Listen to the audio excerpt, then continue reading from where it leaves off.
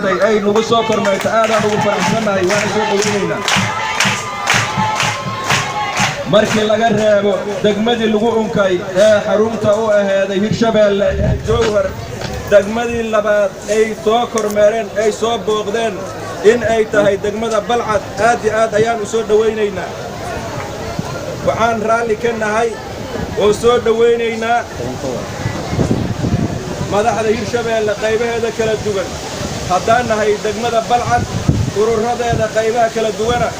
oo maanta u soo banbaxay sida u jeedin si mugle ardaydii saakay caleemaha qodidii soo qaaday ilaa haddeer idin taagan qorraxda heer Hirshabelle waxaan rabnaa in aad iyo aad raali nooga naqatiin waqtigoo kulul iyo dhibaatada muxuu ahay abaareedoo jirta ayaa saamno nadiidaysa inay xamar idinkaga hor nimaado afkiid idin soo istaagnay aheeda qorshahayn waxaad noo samayseen waxaad naga doorateen degmooyinka kale aad laheedeen aad naga doorateen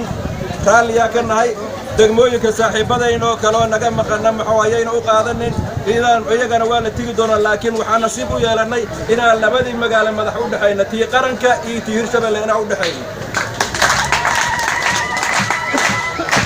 nasiibkaasa ilaahayna siiyey waxaan aad iyo aad uga raalinahay dhismaha Hirshabelle oo muxuu ahay dawladda noo curatay waxaan rabnaa muxuu ahay haddii muro ay geed dheer fiinta ka saaran yihiin iyo hadday hoosta ka saaran yihiin waxaa la jecel yahay kuwa hoosta la gurtaa annaga dawladdayna waa dawladda Hirshabelle dawladda kaleeta geedka fiinta miraha ka saaran naga ahaayeen waad aragteen degmada Balcad qarankii Soomaaliyeed waxayna haysanaa dhex yaaliin Hirshabelle waxay nasiib u yeelatay 30 iyo dhowrkii warshadood ee qaranka Soomaaliyeed oo lahay in ay halkii warshadood ku badbaaday inay Hirshabelle leedahay ay sharaf leeyihiin waa ka nasiib badan sidii dawladda kale ay leedahay waana ka cawasantiin waxaana u maleynaa nasiibkaas in aad kala kaalmaysan doontiin ee dadka ugu horeeyay ee warshada wax ku qabsaday ee dalka wax ku qabsaday inaan noqotiin idinka rajaynaynaa waxaan idinka rajaynaynaa dadkii badbaadiyay iyo shaqaalihii badbaadiyay iyo ummadii Soomaaliyeed oo qabiil ay inoo badbaadisay inaad abaal marin doontiin aan rajaynaynaa wararka qaarkood inaana sameynina rajaynaynaa dawladda Hirshabelle shaqaalihii guryaha kala bixinaa warka ugu macaasan shaqaalihii guryaha kala bixinaa taas inaan rajaynaa hadii ilaahay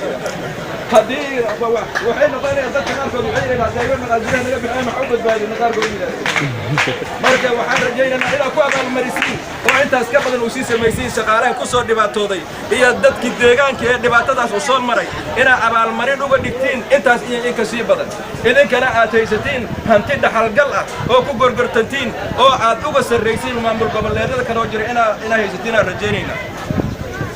waxaan soo dhaweynaynaa oo mar labaad iyo mar saddexaad iyo mar afaraad soo dhaweynaynaa dadka oo u soo banbaxay